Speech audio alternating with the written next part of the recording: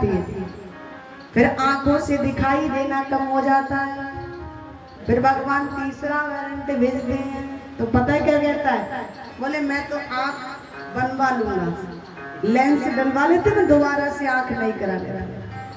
अर्थात अपने आप को वृद्ध नहीं समझता, अभी तो मैं आंख भी बनवा लेता है, कान में मशीन लगवा लेता है, बाल में जो है महीने में कम से कम 10 बार 12 बार कलर कराता है, लेकिन दिखूं जवान जैसा। हाँ? राजा दशरथ जैसे ही श्रवण समीप केस को देखा सफेद हो गया, समझ गए और तुरंत गुरु जी के पास पहुंचे और कहा गुरुदेव अब मैं ये कहना चाहता हूं आपसे कि क्यों ना अपने बड़े पुत्र राम को युवराज बना दिया जाए। अब मैं इस राज्य पद को छोड़ना चाहता हूं, अब मेरा समय भी नहीं है, निकल चुका, उम्र भी चली गई, तो क्यों ना आप कहें तो मैं राम को युवराज बना दूं। बोली सियावर रामचंद्र भगवान की जय, बोली राधे रानी सरकार की।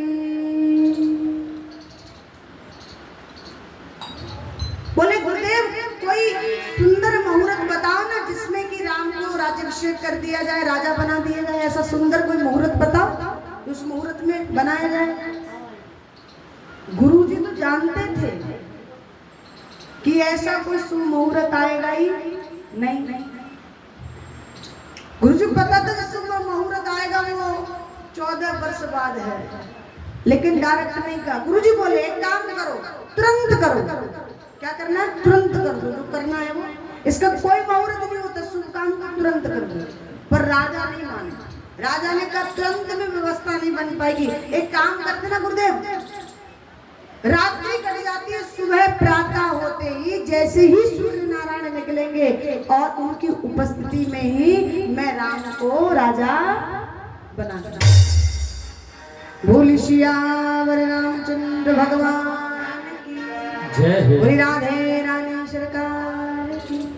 आप एक काम करिए गुरुदेव, आप राम के पास जाकर और उसको जो भी विधि विधि नियम है ना वो समझा कर आइएगा। आज गुरुजी राम जी के पास जाते हैं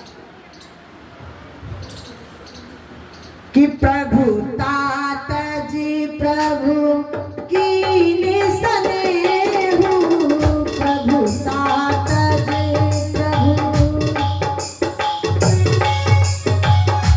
प्रभु तात जी प्रभु की स्नेहु, प्रभु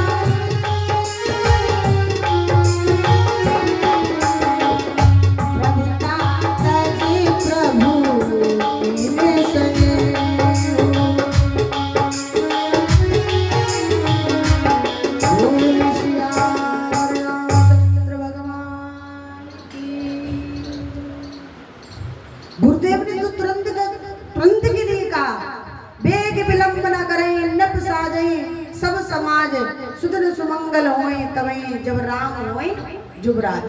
वो समय अपने आप मंगल में हो जाएगा, वो शुभ मुहूर्त बन जाएगा जब राम राजा बनेंगे। आज ही कर दो ना, अभी कर दो तुरंत, लेकिन सुबह के लिए टाल दिया। गुरु जी गए और लिखा प्रभुता तज प्रभु की स्नेह। जैसे ही पूज्य गुरुदेव महाराज को देखा तो भगवान एकदम दौड़ पड़े।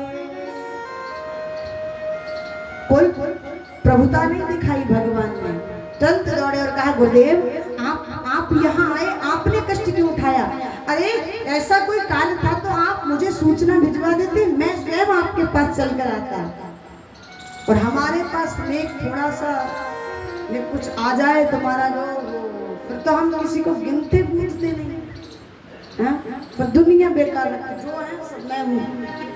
लेकिन यहाँ राम राघव जो परम पिता है, गुरुदेव को देखकर तुरंत दौड़ पड़े और कहते प्रभुता तज, कोई पद का कोई नहीं, तुरंत दौड़ पड़े। गुरुदेव आपने आने का कष्ट क्यों किया? आजकल एक पद मिल जाए ना और कितनी भी बढ़िया मित्रता से, कितनी भी बढ़िया दोस्ती है, फिर मित्र बोले वो कहे साहब जरा यहाँ ना, अरे